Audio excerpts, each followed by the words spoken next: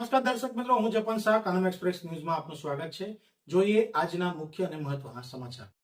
Surat cyber crime સેલનો મોટો ધડાકો. APK ફ્રોડના આંતરરાજ્ય રેકેટનો પર્દાફાશ. ઝારખંડથી 2 મની મ્યુલ આરોપીઓ ઝડપાયા.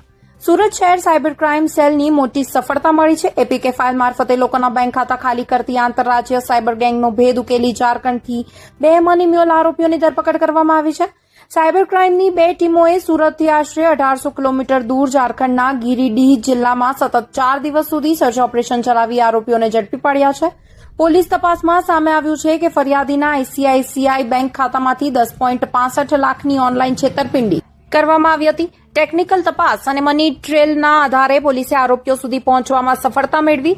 પકડાયેલા આરોપીઓ પોતાના નામે બેંક ખાતા ખોલાવી એટીએમ કાર્ડ અને ચેકબુક સાયબર ઠગોને આપતા હતા અને ખાતામાં આવેલી છેતરપિંડીની રકમ ઉપાડી કમિશન લેતા હતા. પોલીસ તપાસમાં આરોપીઓના બેંક ખાતાઓમાં 65 લાખથી વધુના શંકાસ્પદ નાણાકીય વ્યવહારો સામે આવ્યા છે.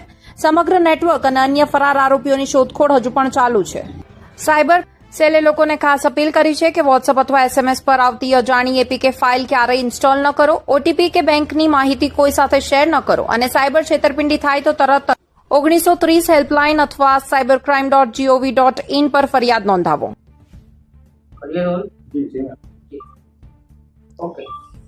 11 મહિના 2025માં એક એપીકે ફાઇલની ફ્રોડ થયેલ હતી, જેમાં જે વિક્ટિમ સાથે 10,65,000 રૂપિયાની ફ્રોડ કરવામાં આવી હતી, જેમાં એમને વોટ્સએપ અને એસએમએસ દ્વારા એક એપીકે ફાઇલ મોકલવામાં આવી હતી અને પછી ફોન હેક કરીને એમના ખાતાથી 10,65,000 રૂપિયાનું ટ્રાન્સફર કરવામાં આવ્યું હતું.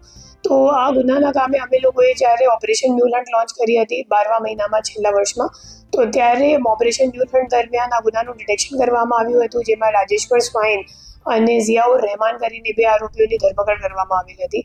અને એમની ઇન્ટેરોગેશન મુજબ 2 આ કેસમાં જે મની મ્યુલ આરોપીઓ હતા, તો એમની ધરપકડ કરવા માટે પછી ટેકનિકલ વર્કઆઉટ ચાલુમાં હતી અને ટેકનિકલ વર્કઆઉટ કરવાથી ખબર પડી કે જે બંને આરોપીઓ છે એ લોકો છેક 1800 કિલોમીટર દૂર ગિરિડીહ ઝારખંડમાં એમનું લોકેશન આવતું હતું. પછી આપણી ટીમ ત્યાં ગઈ અને લગભગ 4 દિવસ સુધી એ લોકોએ અલગ અલગ ભૂમિકા લઈ, અલગ અલગ રોલ લઈ અને હ્યુમન એન્ટ દ્વારા બંને આરોપીઓને શોધીને લોકલ પોલીસની મદદથી 2 પોલીસ સ્ટેશનના પોલીસની મદદથી એક ઓપરેશન કરીને બંને આરોપીઓને ધરપકડ કરી છે. જે બંને આરોપીઓ છે, પહેલાનું નામ રૂપલાલ મંડલ છે અને બીજાનું નામ મુકેશ મંડલ છે. એ બંને મની મ્યુલ આરોપીઓ છે.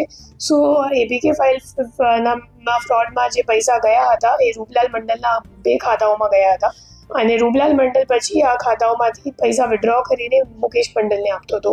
તો એ બંને આરોપીઓને ધરપકડ કરવામાં અમે લોકોને ઘણી સફળતા મળી છે અને એના પાછળ ટીમની ઘણી બધી હાર્ડવર્ક છે.